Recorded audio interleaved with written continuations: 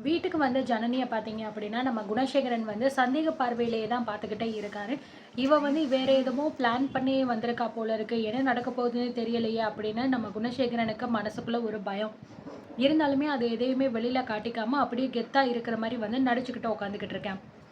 So நம்ம கதிர் வந்து கேட்குறான், "என்னண்ணே என்ன ஆச்சு? ஏன் ஒரு மாதிரியாவே இருக்கீங்க?" அப்படிங்கிற மாரி வந்து கேட்கும்போது, "இல்லப்பா கதிரு, அது ஒண்ணும் கிடையாது. இந்த ஜனனி புள்ள மேல தான் வந்து எனக்கு கொஞ்சம் சந்தேகமா இருக்கு. ஏன்னா, அவ எப்போ என்ன பண்ணுவா அப்படிங்கிறது தெரியாது. இந்த குடும்பத்த வேற அழிக்கணும் அப்படின்னு ஒட்டுமொத்தமா அவ புறப்பட்டுருக்கா. கண்டிப்பா ஏதோ பெரிய ஒரு விஷயத்த செய்ய போறா அப்படின்னு என் உள் மனசு தோணிக்கிட்டே இருக்கு. அது என்ன அப்படிங்கிறது தான் என்னால கண்டுபிடிக்க முடிய மாட்டேங்குது. ஆனா ஒண்ணும் கவலைப்படாதப்பா. கண்டிப்பா நம்ம குடும்பத்த எப்படியாவது நான் இதுலேருந்து காப்பாத்திருவேன்.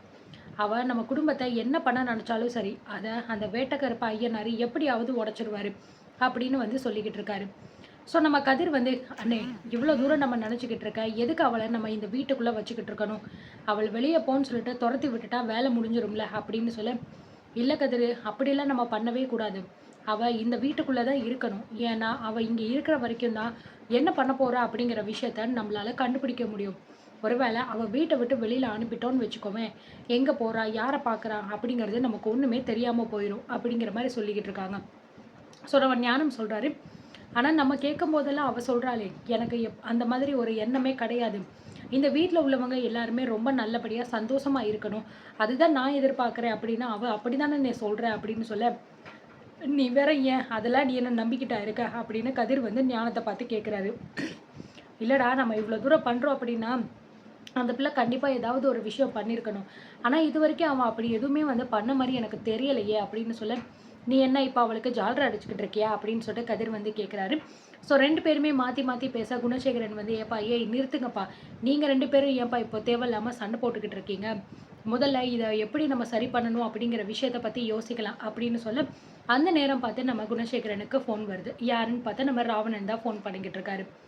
ஸோ ஃபோன் பண்ணிட்டு, "ஒரு நிமிஷம் இருங்கப்பா, இதோ வந்துடுறேன்." அப்படின்னு சொல்லிட்டு பார்த்தீங்கன்னா, வெளியில போயிடுறாரு. என்ன இது, அண்ணன் ஃபோன் வந்தா எடுத்துட்டு வெளியில போயிடுறாரு. "அப்படி யாரு அண்ணனுக்கு ஃபோன் பண்ணிக்கிட்டு இருக்கா?" அப்படின்னு சொல்ல, "ஒருவேளை ராவணனா இருக்குமோ?" அப்படிங்கிற மாரி சொல்றாரு நம்ம ஞானம். "அப்படி இருந்தா தான் நம்ம கண்ணு முன்னாடியே உட்காந்து பேசுவாரே. எதுக்காக எந்திரிச்சு எந்திரிச்சு போணும்?" அப்படிங்கிற மாரி வந்து சொல்லிக்கிட்டு, ஸோ 2 பேருமே பார்த்தீங்கன்னா, சந்தேக பார்வையிலேயே வந்து இருக்காங்க. ஒருவேளை நமக்கு தெரியாம ஏதாவது இந்த ஆள் வந்து பண்ணிக்கிட்டு இருக்கானோ? ஏன் நம்மகிட்ட அத வந்து டிஸ்கஸ் பண்ண மாட்டேங்கிறான்? அந்த ராவணன் கிட்ட மட்டும் தான் எல்லாத்தையும் சொல்லணுமோ? அப்படிங்கிற மாரி பார்த்தீங்கன்னா, இவங்களுக்குள்ள ஒரு பொசசிவ் அந்த மாதிரி வந்து கிரியேட் ஆகுது. ஸோ எதுவுமே வந்து இப்போதைக்கு பேசிக்க வேண்டாம். அவர் பேசிட்டு வரட்டும் அப்படிங்கிற மாரி இவங்க 2 பேருமே சைலன்ட்டா இருக்காங்க. வெளியில போயிட்டு யாருக்கும் தெரியாம வந்து நம்ம குணசேகரன் வந்து ஃபோன அட்டெண்ட் பண்ணிட்டு, "சொல்லுங்க தம்பி" அப்படிங்கிற மாரி சொல்றாங்க. "ஆ சார், நான் அந்த ஜனனிய பத்தின எல்லா விஷயத்தையுமே வந்து கலெக்ட் பண்ணிட்டேன். அவ நான் சொன்ன மாதிரி ராமேஸ்வரத்துக்கு போகலையா சார். அது மட்டும் கிடையாது, அந்த கண்ணதாசன் அவரையும் வந்து இன்னும் பார்க்கல போல இருக்கு. எதுவுமே கிடைக்காம, ஆதார் எதுவுமே இல்லாம சும்மா வீட்டுக்கு வந்துட்டா போல இருக்கு. இப்ப அவ எங்க இருக்கான்னு சொல்லிட்டு தெரியல. ஒருவேளை அந்த மதிர்வதினி வீட்டுக்குள்ள இருக்காளோ? அப்படிங்கிற மாரி எனக்கு தோணுது." அப்படிங்கிற மாரி ராவணன் சொல்ல, "என்ன தம்பி, என்ன சொல்லிக்கிட்டு இருக்கீங்க? அவ இங்க வந்து சேர்ந்துட்டாளே!" அப்படிங்கிற மாரி வந்து குணசேகரன் சொல்றாரு. "என்ன சார் சொல்றீங்க? வந்துட்டாளா? எப்போ வந்தா அவ? நேரா வீட்டுக்கா வந்தா?" அப்படிங்கிற மாரி சொல்றாங்க. "ஆமா தம்பி, இப்போ கொஞ்ச நேரத்துக்கு முன்னாடி தான் வீட்டுக்கு வந்தா. நேத்து நைட்ல இருந்தே ஆள காணோம். எங்க போனா? என்ன ஆச்சு?" அப்படின்னு சொல்லிட்டு எதுவுமே தெரியாது. வீட்ல உள்ளவங்களும் கேட்டுக்கிட்டே தான் இருக்காங்க. "அவள பத்தி ஏதாவது தெரிஞ்சுச்சா?" அப்படி இப்படின்னு சொல்லிட்டு. நான் அவள பத்தின எந்த விஷயத்தையுமே வந்து யார்கிட்டயுமே வந்து சொல்லல தம்பி. ஏன் அப்படின்னா, நீங்க தான் சொல்லி வச்சிருக்கீங்கல்ல. எதுவுமே வந்து சொல்லாதீங்க. நமக்குள்ளேயே இருக்கட்டும் அப்படின்னு சொல்லிட்டு. அதனால இத பத்தி நான் யார்கிட்டயுமே எதுவுமே சொல்லல. ஆனா, அவ வீட்டுக்குள்ள வந்திருக்கிறது எனக்கு என்னமோ வந்து சந்தேகமா இருக்கு. வேற ஏதோ ஒரு பிரச்சனைய உண்டு பண்ணணும் அப்படிங்கிறதுக்காக இங்க வந்திருக்காளோ? என்ன ஏதுன்னு ஒண்ணும் புரியல தம்பி. அதான் குழப்பமா இருக்கு அப்படின்னு சொல்ல, சார் இங்க பாருங்க, நீங்க எதுவும் வந்து நெனச்சு பயப்படாதீங்க. ஆனா இன்னொரு முக்கியமான விஷயத்தையும் நான் உங்ககிட்ட சொல்லிர்றேன். இப்ப அவ உங்க வீட்டுக்குள்ள இருக்கால்ல, எக்காரணத்த கொண்டு அவள இந்த வீட்ட விட்டு வெளியில போகவே விட்றாதீங்க. இதுக்கப்புறமும் அவ இந்த வீட்ட விட்டு வெளியில எங்கேயுமே போயிறவே கூடாது. அத மட்டும் நீங்க நல்லபடியா பார்த்துக்கோங்க. அந்த சக்தி எங்க இருக்கா அப்படிங்கிற விஷயம் இன்னும் வந்து தெரியல. நான் அவன தான் வந்து தேடிக்கிட்டு இருக்கேன். ஆல்மோஸ்ட் நான் அவன வந்து பார்த்துருவேன் அப்படிங்கிற மாரி சொல்றாங்க. ஸோ சக்தியவா நீங்க எதுக்கு திரும்பி அவன வந்து தேடிக்கிட்டு இருக்கீங்க அப்படின்னு சொல்ல, இல்ல சார், எனக்கு என்னமோ இவங்க 2 பேர் மேலயும் சந்தேகம் ரொம்ப அதிகமா இருக்கு. இவ இப்ப வீட்டுக்கு வந்துட்டா அப்படின்னா, கண்டிப்பா இவளோட வேலைய சக்தி கிட்ட தான் குடுத்துருப்பா அப்படின்னு சொல்ல, ஆமா தம்பி, என்ன சொல்றது? இவ பேசுற பேச்செல்லாம் கேட்டுட்டு அவனுமே இப்படி புத்தி கெட்டு போய் ஆடிக்கிட்டு திரியிறான். அவனும் என் தம்பி தான், இல்லைன்னு சொல்லல. ஆனா இப்படி ஒரு வேலைய பார்த்துக்கிட்டு இருக்கானே, அதனால தான் அவன வந்து தம்பிங்கிற தாண்டி அவன் மேல வந்து கோவம் இருக்கு அப்படிங்கிற மாரி குணசேகரன் சொல்றாரு. சார், நீங்க எத பத்தியும் நினைச்சு கவலைப்படாதீங்க சார். கண்டிப்பா உங்க குடும்பத்துக்கு எந்த விதமான ஆபத்தும் அந்த ஜனனியாலயோ, சக்தியாலயோ வராது.